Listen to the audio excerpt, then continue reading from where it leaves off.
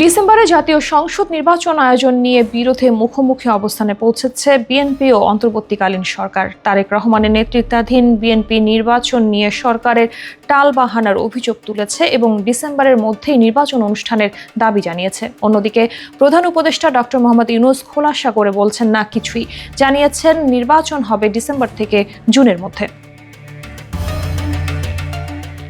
এদিকে ডিসেম্বরে নির্বাচন করতে একের পর এক হুঁশিয়ারি দিয়েই যাচ্ছে বিএনপি। তারুণ্যের সমাবেশে বিএনপির ভারপ্রাপ্ত চেয়ারম্যান তারেক রহমান বলেন, সরকার সংস্কারের নামে নাটক করে নির্বাচনকে ধোঁয়াশায় ঠেলে দিচ্ছে।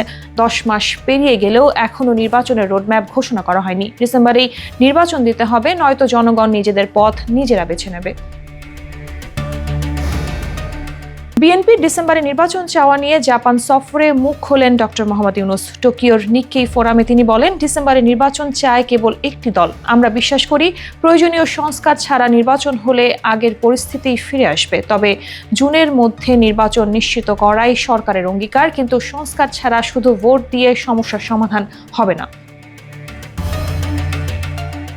এদিকে নির্বাচন নিয়ে সেনাপ্রধানের অবস্থানকে অনেকে বিএনপি পন্থী বলে মনে করছেন। সম্প্রতি অফিসার্স অ্যাড্রেসে সেনাপ্রধানের এক বক্তব্য ঘিরে এই গুঞ্জন শুরু হয়।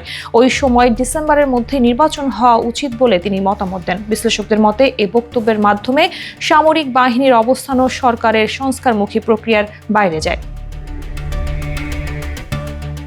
সমসাময়িক ইস্যুতে ডক্টর ইউনূসের সঙ্গে বৈঠকে অংশ নেয়া 23টি দল, যার মধ্যে 19টি দল ডিসেম্বর থেকে জুন সময়সীমার সম্মতি দেয়। অনেকে বলেছেন সেপ্টেম্বরে নির্বাচন সম্ভব, আবার জামায়াতে ইসলামী চায় ফেব্রুয়ারিতে অথবা ঈদের পর। এনসিপি জুলাই গণহত্যার বিচার ও নির্বাচন নিয়ে একটি সমন্বিত রোডম্যাপ দাবি করেছে।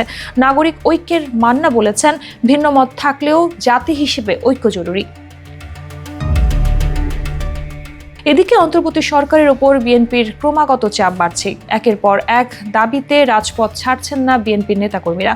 সম্প্রতি অনুষ্ঠিত বিএনপির স্থায়ী কমিটির বৈঠকে ডক্টর খন্দকার মোশাররফ হোসেন বলেন, ডিসেম্বরের মধ্যে রোডম্যাপ না এলে সরকারের প্রতি সহযোগিতা অসম্ভব হয়ে দাঁড়াবে। আর নির্বাচন প্রশ্নে প্রেস সচিব শফিকুল আলম বিব্রতিকর মন্তব্য করে যাচ্ছেন, যা কাম্য নয়।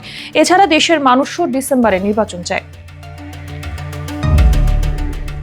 রাজনীতিতে এখন বড় প্রশ্ন, নির্বাচন আগে হবে না সংস্কার আগে। অন্তর্বর্তী সরকার জাতীয় ঐক্যের ডাক দিলেও বিএনপি ও কিছু দল বলছে নির্বাচন বিলম্বিত মানেই জনগণের সঙ্গে বিশ্বাসঘাতকতা।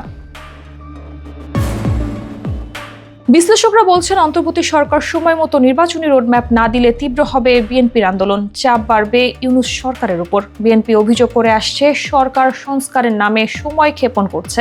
এদিকে সরকার বলছে ব্যর্থ সংস্কারের মধ্য দিয়ে দেশে আরেকটি ব্যর্থ সরকার চায় না জনগণ।